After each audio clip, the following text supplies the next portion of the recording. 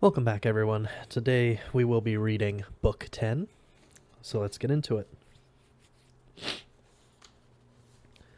Book 10, The Island of the Winds, the Land of the Midnight Sun, Circe. We came next to the island of Aeolia. There lived Aeolos Hippotates, a friend of the immortal gods, in a floating island. Right round it was built a brazen wall, unbreakable, and the rock ran up smooth and straight. Aeolos had a family of 12 children, 6 daughters, and 6 sons in their prime.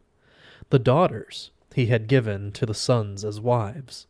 All these live together, and dine with their father and their excellent mother. There is always a fine spread of victuals in infinite variety. All day and every day the house is full of the steam of cooking, and the courtyard resounds with busy noise. All night they sleep beside their faithful wives on bedsteads of neat joinery, covered with blankets and rugs. We entered the city with its fine houses, and there spent a whole month as guests. Aeolos wanted to know all about Ilion and the Achaean fleet, and how they returned home, and I told him the whole history from beginning to end. When at last I spoke of leaving, and asked him for help on our way, he was glad to consent, and did everything he could. He gave me the skin of a 9-year ox, which he flayed for us and made into a bag. And in this he bottled up the blustering winds, for Cronion had appointed him to be manager of the winds, to hold them or to let them go as he liked. On board my ship, he tied up the bag with wire and shining silver, so tight that not a breath could blow out. But he left the west wind free to blow, that it might carry our ships along. As it turned out, this was of no use, for we spoilt all by our own folly. 9 days we sailed all day and all night. On the 10th day, our native land came in sight. We came so close that we could see them tending their fires. All that time I had held the sheet in my hand and let no one else touch it, to make sure of a quicker passage home. But when I saw the island, I fell into a deep sleep, for I was tired out. Then the men began to talk to one another, said there must be gold and silver in that bag, presents from the generous Aeolos Hippotates. And this is the sort of thing they were whispering. Upon my word, the man is a prime favorite wherever he goes. Plenty of treasures from the spoils of Troy, and we who traveled the same road come home with empty hands? Now again here is Aeolos obliging him with more generous gifts. Here, quick! Let's look and see what he has got. How much gold and silver there is in this bag. A scandalous motion, but it was past. They opened the bag. The winds leaped out. At once a gale caught them and carried them off to sea, tearing their hair as they left their native land behind. This waked me up. I did not know what to do, whether to throw myself overboard and be drowned, or grin and bear it in the land of the living. Well, I just bore it and stayed there where I was. I covered my head and lay down, while the ships were driven by the gale back to the islands of Aeolos, amid the lamentations of my companions. So we went ashore, and took in fresh water, and the men had their meal beside the ships. When we had finished, I took with me a herald and one other, and went on to the house of Aeolos. We found him feasting with his wife and children. When we entered the hall and sat on the threshold near the door, they called out in great astonishment, "What has brought you here, Odysseus? What ill luck has touched you?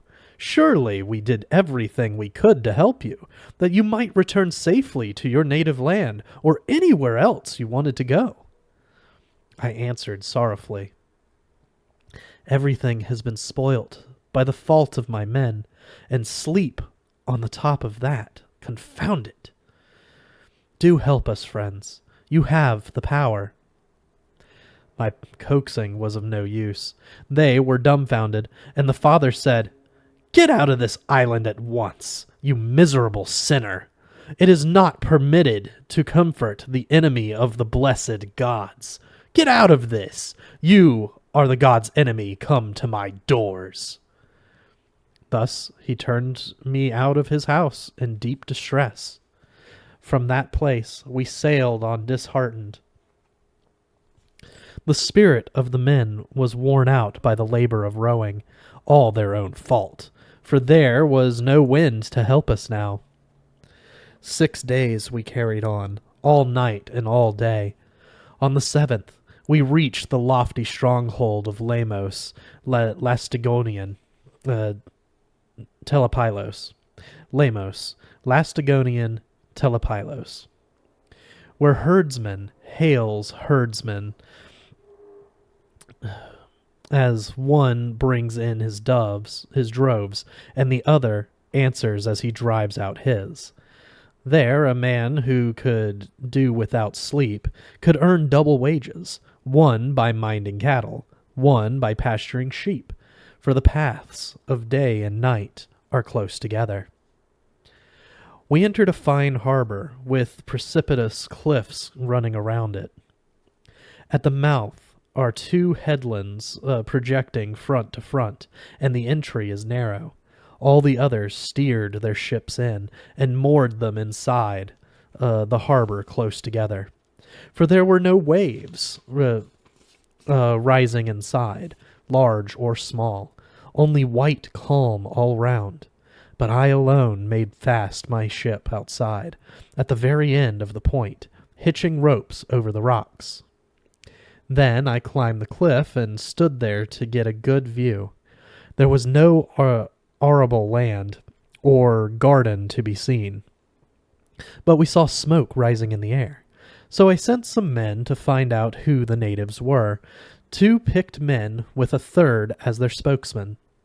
They went ashore and proceeded along a leveled road which was used by carts to carry down wood from the hills into the city. They came across a girl close to the city, drawing water. The sturdy daughter of Lystrygonian Antiphates. She had come down to a running spring named Artasi, from which they used to get water for the city. The men stopped and asked who was king in those parts, and who the people were. She answered at once and pointed out her father's lofty roof. When they entered the house, they found his wife, a woman as big as the peak of a mountain, and they hated her at sight. She sent at once to summon her husband Antiphates from the town meeting. He gave them a murderous reception. One he grabbed at once and prepared for supper. The other 2 ran away and managed to get back to the ships. But the monster made a hue and cry through the city. Out came the Lastrygonians, rushing from every direction in thousands, great inhuman wretches like giants. They threw showers of stones from the cliffs, each as big as a man could lift, and a mighty din there was. Smashing of ships and crushing of men, the giants speared them like fishes and carried them home for a horrid supper. While this massacre was going on in the deep harbor, I drew my sword and cut the hawsers of my ship, and told my men to put their backs into it if they wanted to save their lives. Then row they did, with the fear of death to help them. We blessed the open sea when we got clear of those grim rocks. My ship was the only one which escaped. All the rest were lost. From that place we sailed on, glad enough to have come off with our lives, but sad to lose our companions. Next, we reached the island of Aea.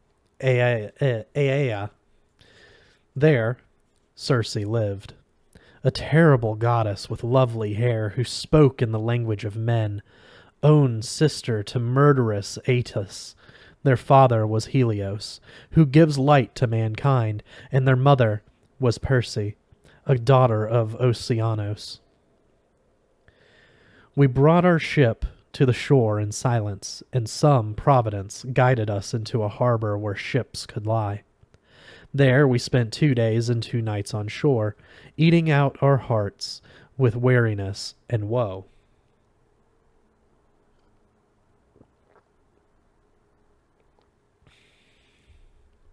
On the 3rd day, as soon as dawn showed the first streaks of light, I took spear and sword and climbed to a high place, where I had a look around to see if there was anyone about or any voice to be heard. Standing on the top of a rock, I saw smoke rising into the air from the house where Circe lived in the middle of thick bushes and trees. When I saw the smoke glowing, I considered whether I should go and inquire. The best plan seemed to be that I should return first to our ship on the shore, and give the men something to eat, and then send out to inquire. Just as I came near to the ship, some god must have pitied me there so lonely, and sent me a stag with towering antlers right on my path. He was going down to the river from his woodland range to drink, for the sun's heat was heavy on him. As he came out, I struck him on the spine in the middle of the back, and the spear ran right through. Down he fell in the dust with a moan, and died. I set my foot on him and drew out the spear from the wound. Then I laid my body flat on the ground and pulled a quantity of twigs and withes, which I plaited across and twisted into a strong rope of a fathom's length. With this rope, I tied together the legs of the great creature and strung him over my neck, and so carried him down to the ship, leaning upon my spear. I could not have carried him on the shoulder with one hand, for he was a huge beast. I threw him down in front of the ship and cheered up my friends with encouraging words as I turned from one to another. We are not going to die yet, my friends. For all our troubles, we shall not see the house of Hades. Before our day comes, while there's food and drink in the ship, don't let us forget to eat. We need not to die of starvation, at all events.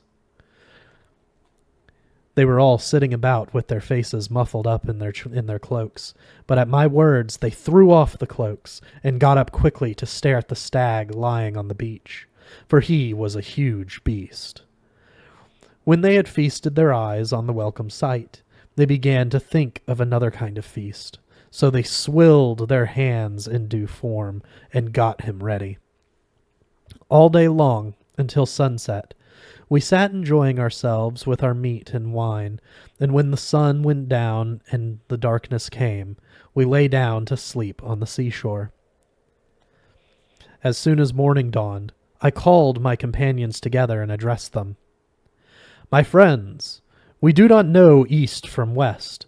We don't know where the sun rises to give light to all mankind, and where he goes down under the earth. Well then, what are we to do? We must try to think of something at once, and for my part, I can't think of anything. I have just been up on the cliffs to look around. We are on some island in the middle of the sea, with no land in sight. The island is flat, and I saw smoke rising in the air over a coppice of bushes and trees. When I said this, their hearts were crushed with foreboding, for they remembered the doings of Lastrygonian Antiphades and the violence of that audacious cannibal, the goggle-eye Cyclops. The tears ran down their cheeks, and much good it did to weep. However, I divided them into 2 parts of equal number, and chose a captain for each. One I took myself, the other I gave to an excellent man, Eurylochus. Quickly, then we shook lots in a helmet, and out leapt the lot of Eurylochus. Off he went with his 22 men, groaning and grumbling, and we were left groaning and grumbling behind. They found in a dell the house of Circe, well built with shaped stones, and set in a clearing. All round it were wolves and lions of the mountains, really men whom she had bewitched by giving them poisonous drugs. They did not attack the men, but romped up, fawning on them and wagging their long tails, just like a lot of dogs playing about their master when he comes out after dinner, because they know he has always something nice for them in his pocket. So these wolves and lions, with their sharp claws, played about and pawed my men, who were frightened out of their wits by the terrible creatures. They stopped at the outer doors of the courtyard, and heard the beautiful goddess within singing in a lovely voice, as she worked at the web on her loom, a large web of incorruptible stuff, a glorious thing of delicate gossamer fabric, such as goddesses make. The silence was broken by Polites, who was nearest and dearest to me of all my companions, and the most trusty. He said, "Friends, I hear a voice in the house, some woman singing prettily at the loom, and the whole place echoes with it. Goddess or woman, let's go in and speak to her." Then they called her loudly. She came out at once, and opened the shining doors and asked them to come in. They all followed her in their innocence. Only Eurylochus remained behind, for he suspected a trap. She gave them all comfortable seats, and made them a posset, cheese, and meal, and pale honey mixed with Parmesan wine.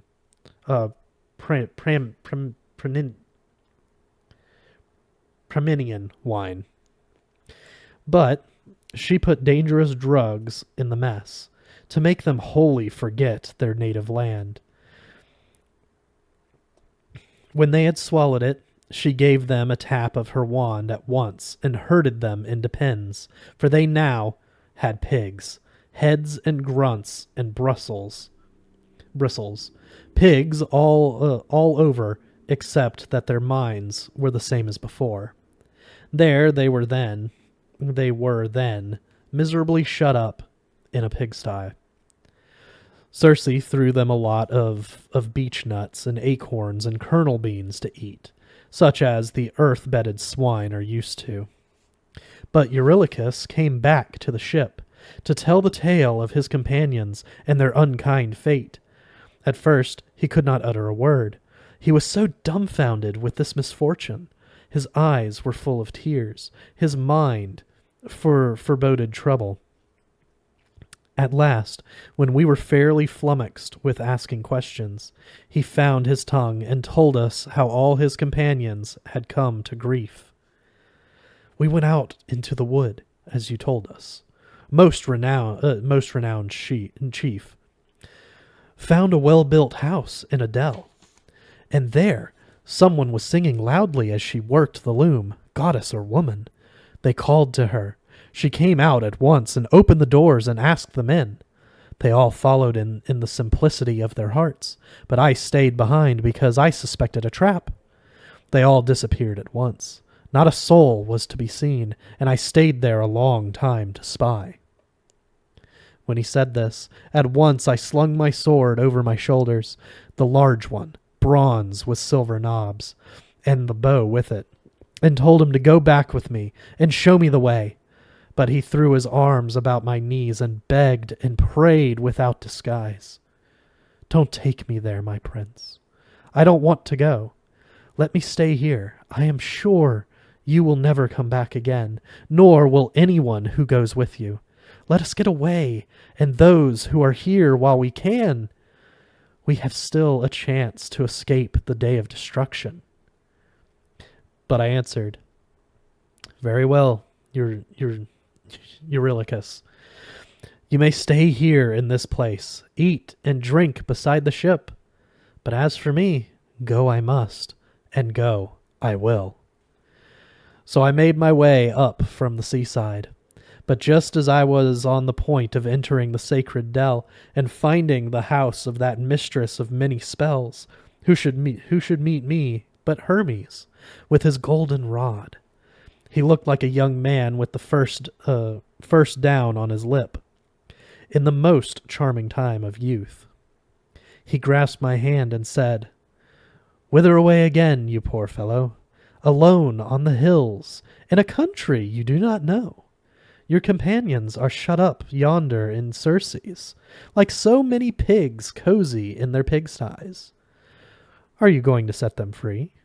Why, I warn you that you will never come back. You will stay here with the others." "All right. I will help you and keep you safe. Here, take this charm, and then you may enter the house of Circe. This will keep destruction from your head.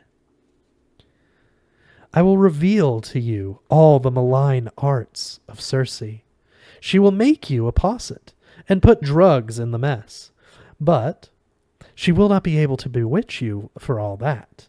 For the good charm which I will give you will foil her. I will tell you exactly what to do. As soon as Circe gives you a tap with her long rod, draw your sword at once and rush upon her as if you meant to kill her. She will be terrified and will invite you to lie with her. Do not refuse, for you want her to free your companions and to entertain you. But tell her to swear the most solemn oath of the blessed gods that she will never attempt any other evil against you, or else, when you are stripped, she may unman you and make you a weakling." With these words, Argiphantes handed me the charm, which he had pulled out of the soil, and explained its nature. The root was black, but the flower was milk white. The gods called it moly. It is hard for mortals to find it, but the gods can do all things. Then Hermes departed through the woody island to high Olympus. But I went on to Circe's house, and I mused deeply as I went. I stood at the doors. As I stood, I called loudly, and the beautiful goddess heard.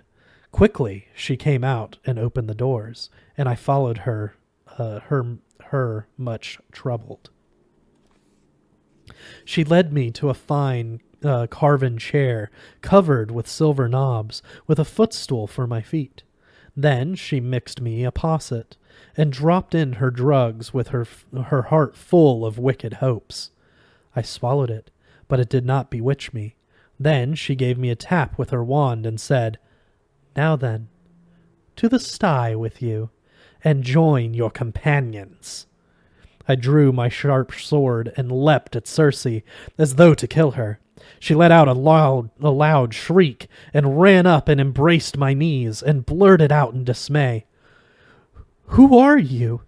Where do you come from in the wide world? Where is your city? Who are your parents? I am amazed that you have swallowed my drugs and you are not bewitched.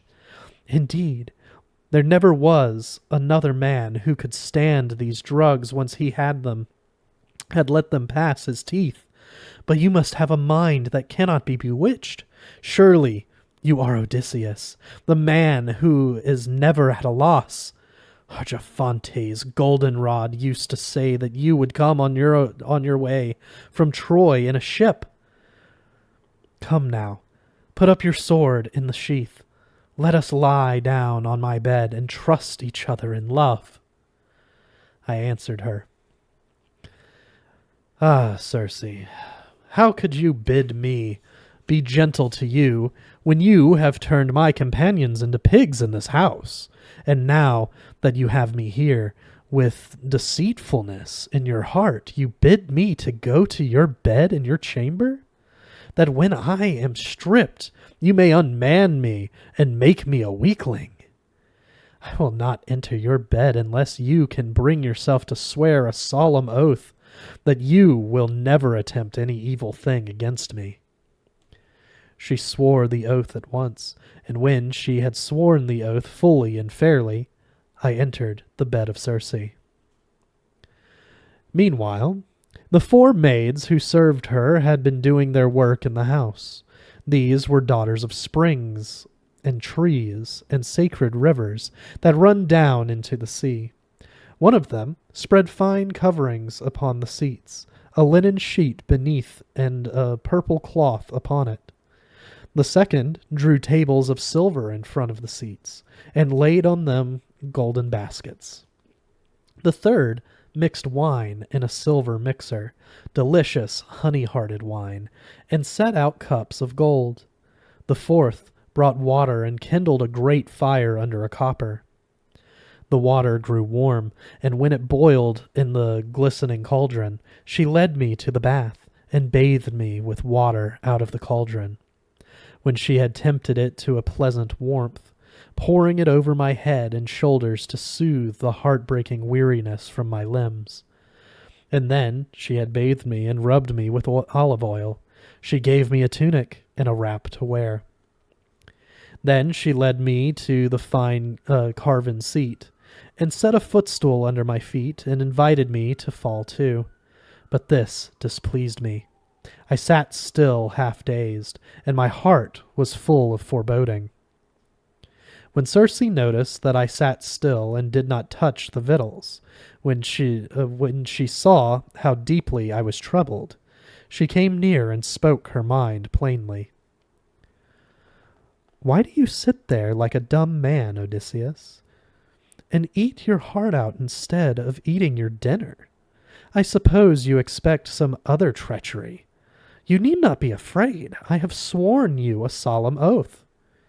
I answered, "Ah, Circe, what man with any decent feeling could have the heart to taste food and drink until he could see his friends free and standing before his eyes? If you really mean this invention to eat and drink, set them free, that I may see my friends before my eyes."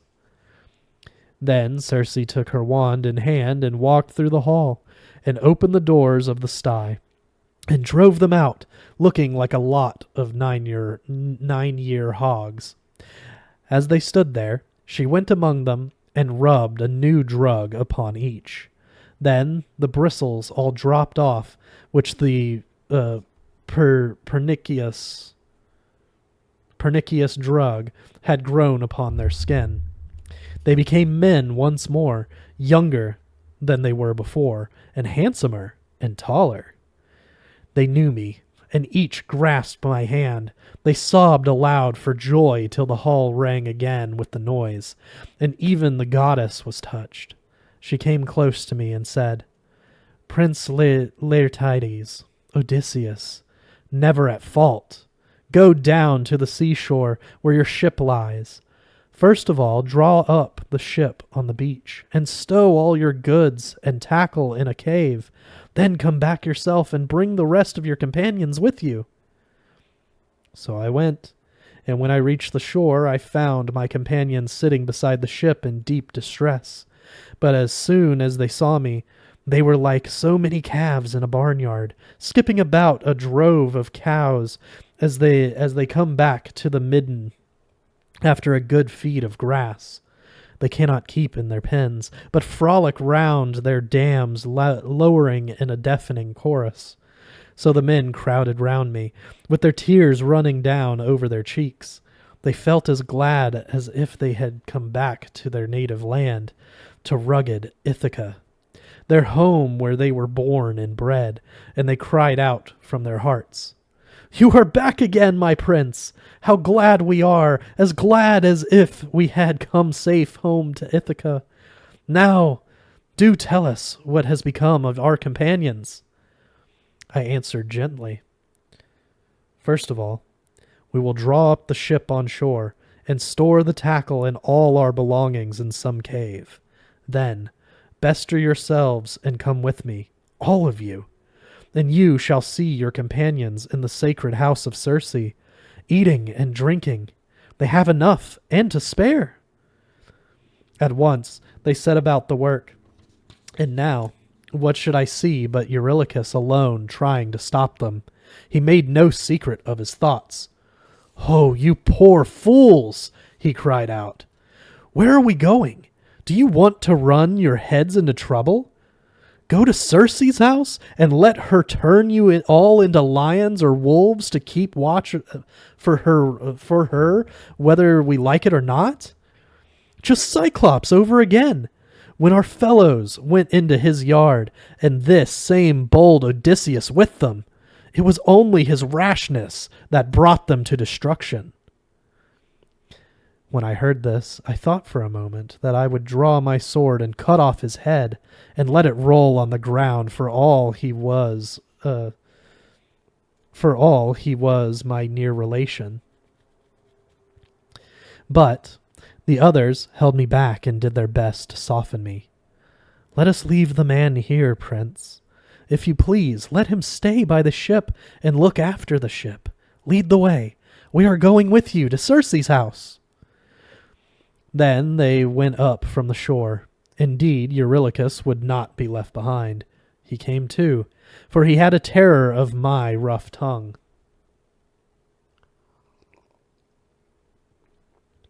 Then Circe gave a bath in her house to my companions, and had them rubbed with olive oil, and gave them tunics and woolen wraps. We found all the others feasting merrily in the hall. When they saw one another face to face, and knew one another, their feelings were too much for them. They made such a noise that the roof rang again, and the radiant goddess came up to me and said, "No more lamentations now, Odysseus. I know myself how many hardships you have suffered on the seas, and how many cruel enemies have attacked you on land. Now then, eat your food and drink your wine until you become as gay as when you first left your rugged home in Ithaca. Just now you are withered and downhearted. You can't forget your dismal wanderings. Your feelings are not in tune with good cheer, for assuredly you have suffered much."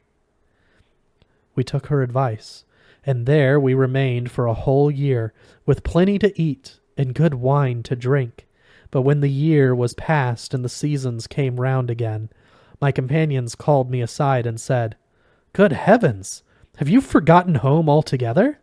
Do remember it, if it is really fated that you shall have a safe return to your great house and your native land." And so, when I came to Circe's bed, I entreated her earnestly, and she listened to what I had to say. "Keep the promise you made me, Circe, that you would help me on my homeward way. My mind is set upon it, and my companions too. They were worrying about it and grumbling all round me when you were not by." She answered, "Prince Laertes never baffled Odysseus. I would not have you remain in my house unwillingly, but there is another journey you must make first. You must go to the house of Hades and awful Persephone to ask directions from Tiresias, the blind Theban seer. His mind is still sound, for even in death Persephone has left him his reason. He alone has sense, and others are flitting shadows." This fairly broke my heart. I sat on the bed and groaned, and I no longer cared to live and see the light of the sun. But when I had worked off my feelings by groaning and writhing, I said to her, "O Circe, who will be our guide to that place? No one has ever traveled to Hades in a ship." The beautiful goddess answered, "You need not hang about the ship and wait till a guide turns up. Set your mast, hoist your sail, and sit tight. The north wind will take you along. When you have crossed over the ocean, you will see a low shore and the groves of Persephone, tall poplars and fruit-wasting willows.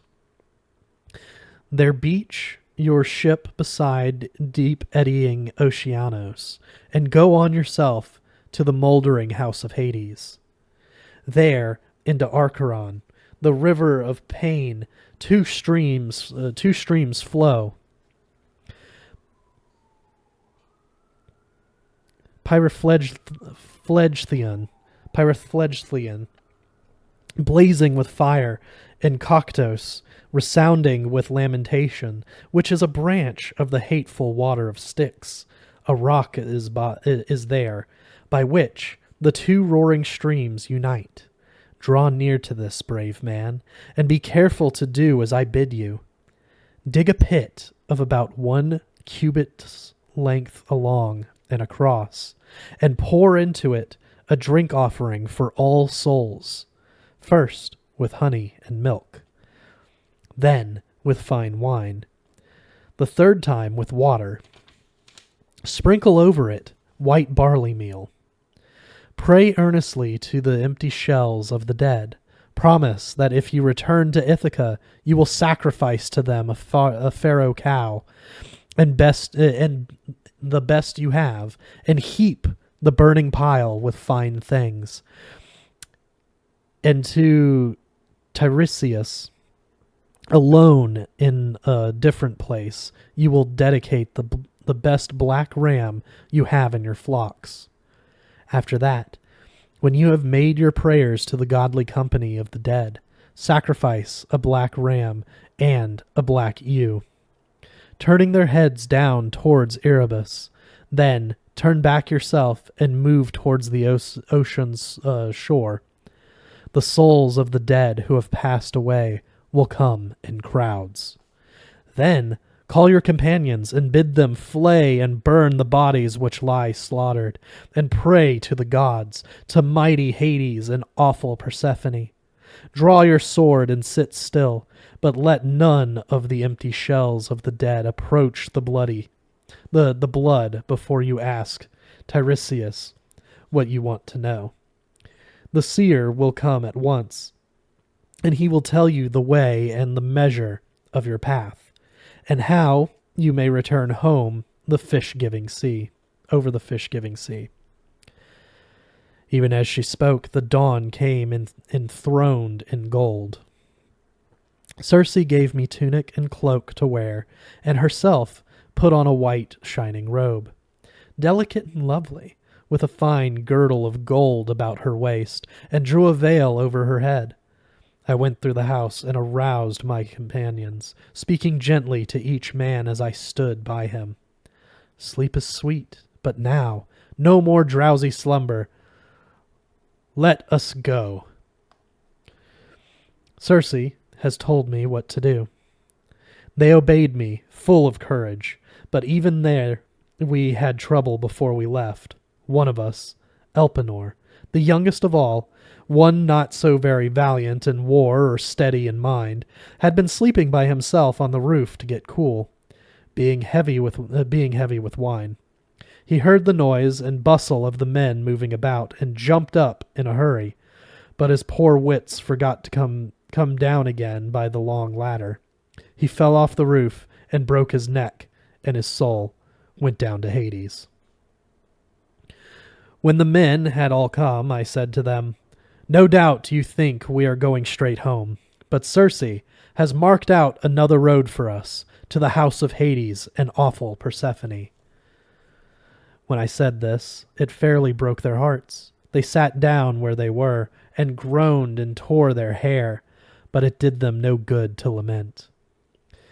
While we were on the way to our ship in sorrow and mourning, Circe had got there before us, and left fastened near the ship a black ram and ewe. She slipped past us easily. Who could set eyes on a god if he did not wish it, going this way or coming that way? That's it for today. Next week, we will see you guys with Book 11.